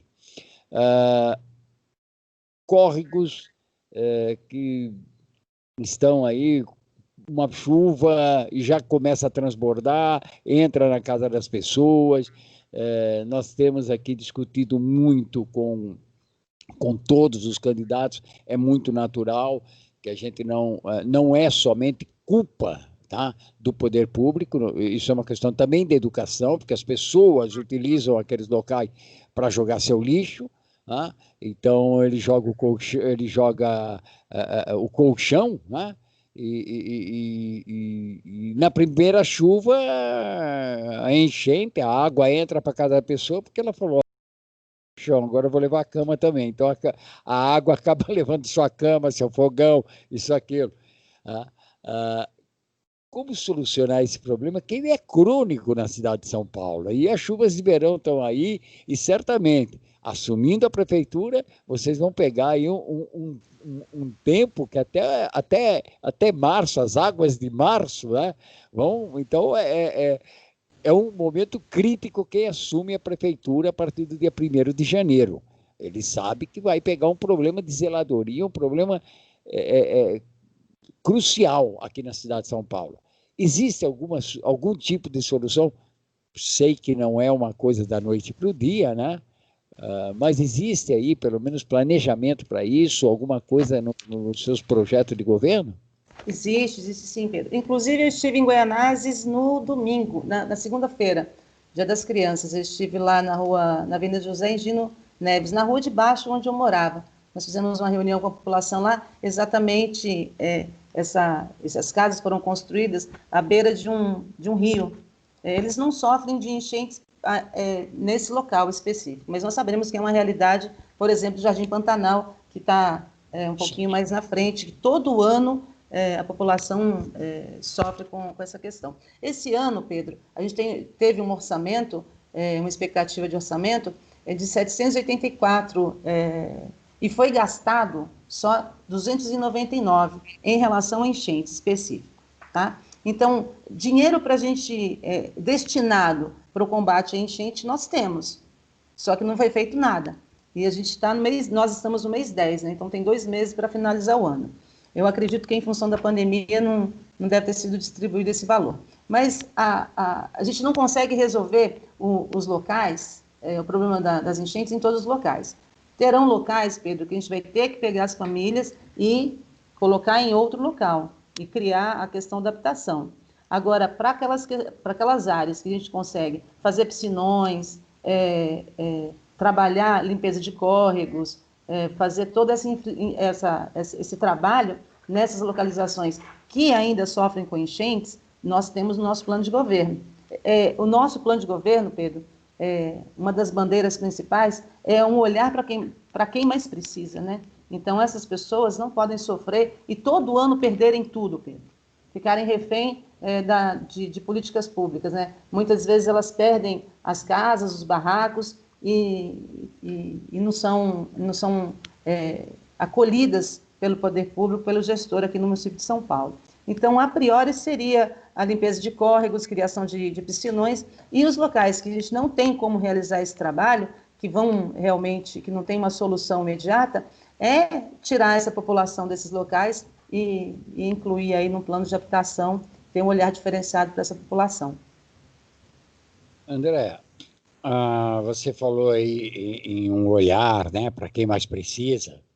Nesse momento de pandemia, muita gente perdeu o emprego, tá?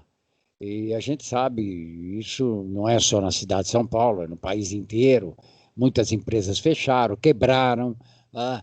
E algumas tentaram segurar, tentaram dar um alento, vamos diminuir o salário daqui para ver se eu consigo segurar, mas enfim, não se conseguiu fazer isso. Eu acho que não houve aí, inclusive o Orlando Silva mesmo falou que foi muito criticado porque ele votou a favor do governo Bolsonaro sobre o auxílio emergencial. Ele falou, mas é lógico que eu ia votar, a população precisava desse dinheiro. Então ele foi criticar, você votou num projeto do governo. Ele falou, não, o projeto do governo era outro, ali nós discutimos, mas a ideia era essa, era levar naquele momento que as pessoas perderam tudo. E eu acho que não se deve criticar, pelo contrário, você tem alguma coisa que está levando um auxílio à população, independente de partido. Você tem que olhar como aquilo lá, como você tem que olhar para a população. Foi a população que te colocou ali para você representá-lo. Então, naquele momento, não existe a ideologia política, se o partido é de esquerda ou de direita. Existe o seguinte: aquilo é bom para o povo? É. Ótimo, então se aquilo é bom para o povo, eu vou votar. Vou continuar te criticando, mas eu vou votar naquele projeto. Tá? Isso, então, eu achei assim, muito decente, inclusive na fala do Orlando Dias, não só eu, como os internautas também, falou, isso não é briga política, esse momento é o momento de se olhar para as pessoas. E você falou aí, um olhar para quem mais precisa. Nós temos aqui em São Paulo uma coisa chamada ordem urbana, não é? que tem ali a retirada dos camelôs e dos ambulantes da rua, aquele negócio todo, prende carrinho, faz uma série de coisas. Chama-se Operação Ordem Urbana. Pergunta a você, nesse momento de pandemia, muita gente perdeu o emprego. Não tem perspectiva. Outras pessoas que estavam empregadas, mas já estão com uma certa idade, você sabe muito bem que não consegue mais emprego. Conclusão, não vai conseguir se inserir no mercado de trabalho, tem que ir para a luta, porque a conta de água vai vencer, a conta de luz vai vencer, para pôr dentro de casa, ele vai partir para ser ambulante, vender alguma coisa. Qual vai ser a relação, né, do PCdoB com essas pessoas, né, que o número também aumentou, né, de pessoas nessas condições, e de que forma regulamentar ou regularizar esse tipo de comércio aqui na cidade de São Paulo? Você falou do Orlando, Pedro, eu só queria colocar uma cerejinha no bolo aí, em relação a essa questão do auxílio emergencial. É importante a gente dizer que o governo federal estava fazendo um movimento para o valor ser um valor de R$200. Sim. O Orlando Silva, ele foi o relator onde esse valor foi alterado para R$600. É verdade. Tem 3 itens que eu gosto de falar. Por quê? Porque o crédito, Pedro, em relação a esse auxílio emergencial, está indo para o governo federal, né? Então, a gente tem que colocar o crédito para as pessoas que construíram esses valores. Então, R$600 para as pessoas né, que estavam sem emprego, R$1.200 para as mães solo, né, que cuidam dos seus filhos sozinhas. Então, ele já teve um olhar diferenciado para esse público de mulheres, que geralmente são as primeiras que perdem o emprego, Pedro. Né? Quando se demite primeiro a mulher. E outra questão, Pedro, é a questão da pessoa com deficiência. Nenhuma pessoa com deficiência pode ser demitida durante a pandemia. Isso está lá, o Orlando foi relator do auxílio emergencial. É importante dizer, e para o crédito não ficar no imaginário popular, sendo indicado aí pelo governo federal, o que não é, né? Agora, em relação a questões de ambulantes, de barraca, tem o termo, o PKU, né, o termo de permissão de uso. Então, através desse termo, a gente regulariza um número muito grande de pessoas. Nós sabemos que tem várias pessoas na periferia que têm suas barracas, que têm suas lojas, são ambulantes, que estão de forma irregular trabalhando e que agora precisam de uma permissão. Ficam vulneráveis, né, de alguém ir lá e retirar as barracas. Então, nós já temos no plano um olhar diferenciado para essa permissão de uso, para a gente fazer um cadastro amplo para as pessoas que trabalham como ambulantes, com barracas, com autônomos, com todos esses profissionais que estão aí de forma irregular, trabalhando ou na região central ou nas periferias, porque a periferia tem muito trabalhador que adota esse tipo de trabalho depois da pandemia, porque foram desligados das empresas, né? Nós sabemos, Pedro, que outra questão também que vai vir à tona são os idosos. Hoje nós temos sofremos a reforma da Previdência aí, que hoje o homem tem que se aposentar com 65 anos de idade, né? E aí quando esse homem ele perde o emprego com 60 anos, com 59 anos de idade, Pedro, ele não consegue realocação no mercado de trabalho, né? Outra realidade é o número de desempregados de pessoas jovens. Então, os jovens eles não conseguem inserir no mercado de trabalho, a não ser esse tipo de emprego que está na moda agora, que são os Uber, são os entregadores de iFood, etc. e tal. Então, nós temos que olhar para esses jovens, a gente tem que criar uma frente de trabalho específica para esses trabalhadores, né?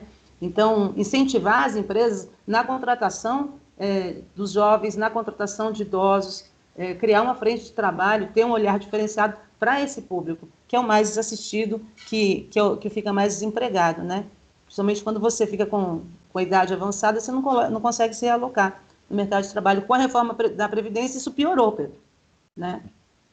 A reforma da Previdência e a reforma trabalhista, eles vieram com duas bandeiras, que era diminuir o desemprego no Brasil, né? E em nenhum momento isso foi comprovado, nem com a reforma trabalhista, que retirou direitos dos trabalhadores, que tem um novo olhar aí para os trabalhadores. A promessa do governo, na época, do governo Temer, era uma geração de empregos. Isso não ocorreu, Pedro. O que ocorreu foi emprego análogo à escravidão, né? O trabalhador fica de forma vulnerável, sem ter um olhar aí, sem ter remuneração, sem ter garantias. Então, o que mudou na legislação, desde a reforma trabalhista até a reforma da Previdência, foi aumentar o número de desempregados no país e o trabalhador ficar de forma vulnerável, né? Então, essa foi as duas, o que a gente perdeu ao longo desses anos aí com esses governos. Andréa, nós estamos chegando já, caminhando aqui para o final do programa. Eu vou deixar aqui para você. Passa rapidinho, né? Eu gostei de falar com você, Pedro. Outras oportunidades virão, certamente. Andréa, por que os paulistanos devem escolher, votar e eleger a chapa Orlando Silva, a chapa do PCdoB, né? Orlando Silva, Andréa Barcelos, né?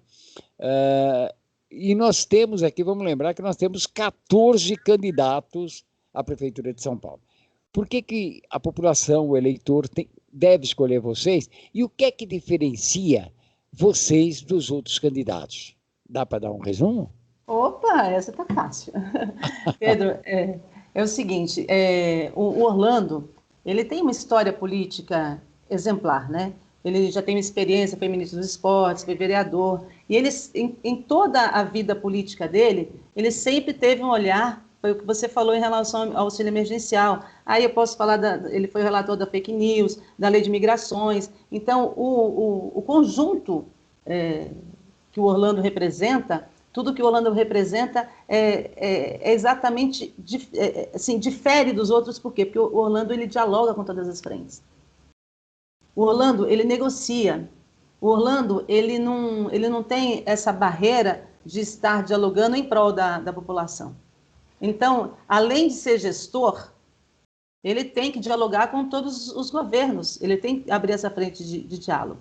Então, fica fácil. Nenhum outro candidato tem esse poder, nenhum outro candidato tem essa facilidade que o Orlando tem. E eu vou falar de uma questão mais íntima. O Orlando, ele veio da periferia de Salvador. Sim. Orlando é negro. A maior parte da nossa população, Pedro, são de mulheres e negros, entendeu?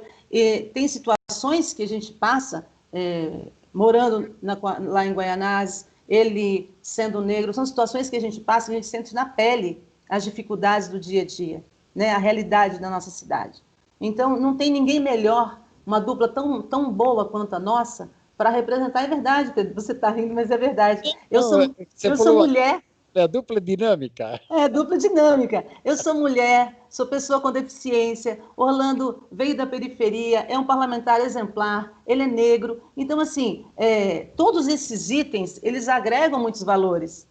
Fazem uma defesa exatamente para as pessoas que mais precisam. Quem mais precisa da nossa população, Pedro, são os negros, são as mulheres, são os idosos, são os jovens. A gente tem que ter um olhar diferenciado. São as pessoas que vivem nas periferias. Todos os nossos candidatos, Pedro, a vereadores, nós temos 27 mulheres que representam uma comunidade, que fazem um trabalho social. Então, nós estamos inseridos na periferia, nós estamos inseridos nessas localizações. O IDH de um morador, por exemplo, de Moema, em relação à cidade de Tiradentes, é de 20 anos, Pedro.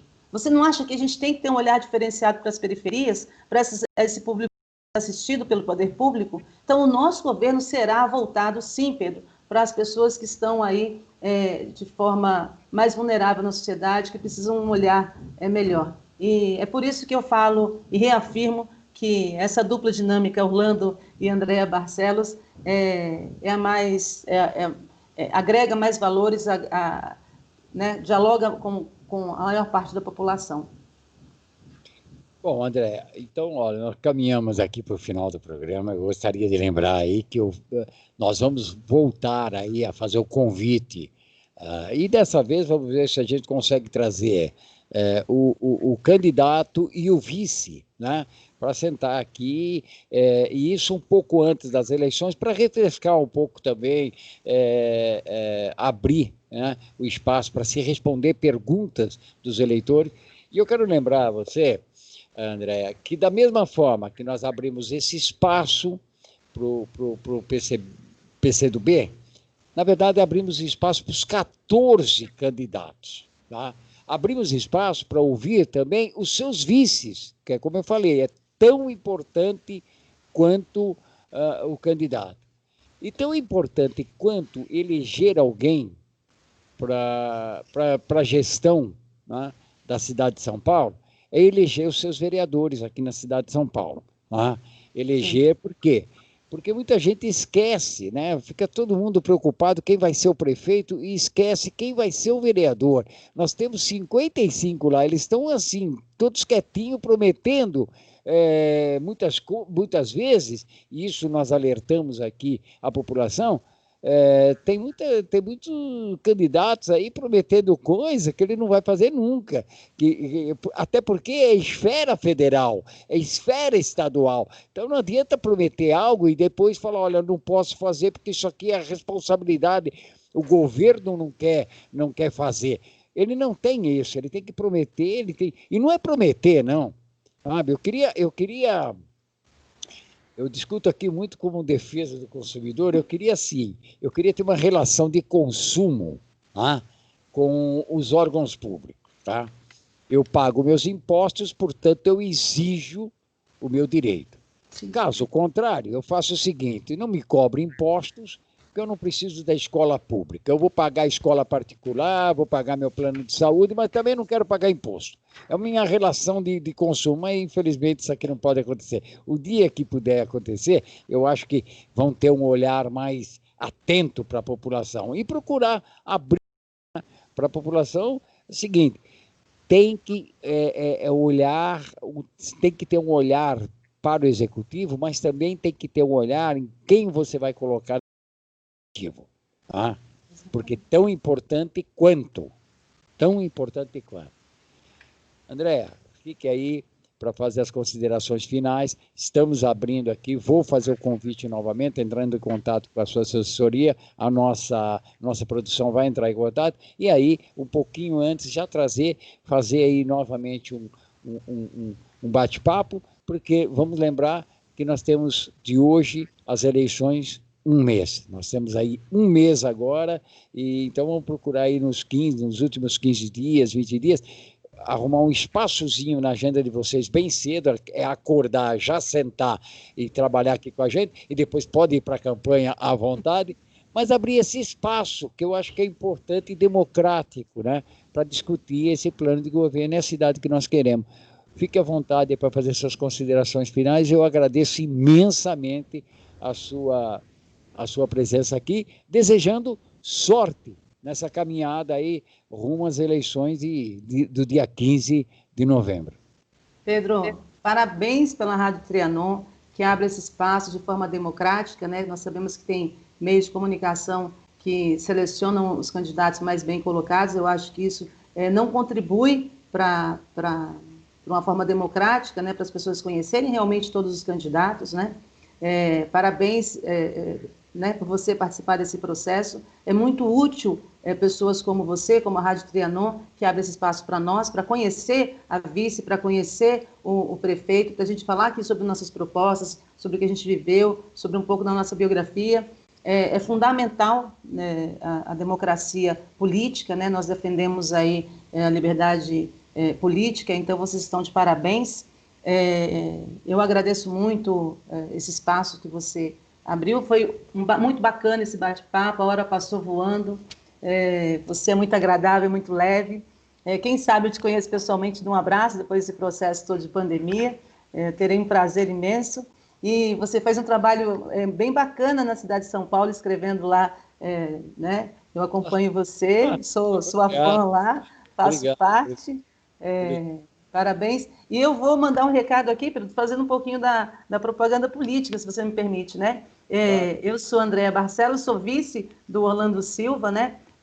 Nós temos um espaço muito pequeno na televisão, são poucos segundos, então eu gostaria de pedir o voto para o PCdoB 65, Orlando Silva, e para os nossos vereadores, foi bem o que você falou, a importância que tem a gente eleger um prefeito e um prefeito ligado às ideias e os conceitos do PCdoB, né? Nós temos grandes quadros políticos aí concorrendo à vereança, são pessoas que têm um olhar diferenciado para a questão social, né, que tanto nos aflige, e o PCdoB tem uma história muito bonita, Pedro. Nós sempre defendemos o trabalho, o trabalhador, a classe operária, então é com esse espírito, eu estou bem otimista, e a gente vai se encontrar um pouquinho antes aqui no dia 15, e depois a gente vai se encontrar no segundo turno, Pedro, porque eu estou otimista que a gente vai chegar lá. No segundo turno, a gente marca um horário especial na agenda para a gente voltar aqui e bater um papo sobre o nosso processo eleitoral. Sem sombra de dúvida. E a gente está terminando o Metrópole em Foco de hoje, lembrando que esse programa tem o oferecimento Sicredi, que é a primeira instituição financeira cooperativa do Brasil. Aí, agradecendo a enfermeira Andréa Barcelos, ela que é vice-prefeita, candidata a vice-prefeita aqui pela PCdoB, na chapa do candidato Orlando Silva, prometendo voltar, e eu sei que vai voltar. E você fique agora aí com o boletim de trânsito e depois o programa do nosso querido mestre, aí ele deve estar chateado, aí esse palmeirense aí chateado, o Lucas Neto, né? Mas não fica chateado não, isso aqui é só uma fase, Lucas. Fique aí com o melhor para a melhor idade. Terminamos o Metrópole em Foco de hoje, agradecendo a todos vocês, agradecendo aos ouvintes, a nossa razão de ser, né? E aguarde aí, amanhã temos novidades para vocês. Até amanhã, se Deus quiser. Sabe aquela história que a gente tem tudo sob controle na vida? Na vida financeira, às vezes, não é bem. Tchau. Volto a falar com vocês, nós vamos voltar a fazer o convite, e aí vem você e o Orlando junto. Adorei. Aí eu abro 2 horas, e nessas 2 horas nós vamos abrir aí as perguntas dos ouvintes, a gente pincela educação, saúde, segurança, zeladoria, ações sociais, cultura, enfim. E a gente vai pincelando umas perguntas, vocês respondem aqui no ar, e as outras perguntas vocês levam para responder diretamente para os ouvintes. Pedro, obrigado por esse espaço, é muito importante para nós, tá?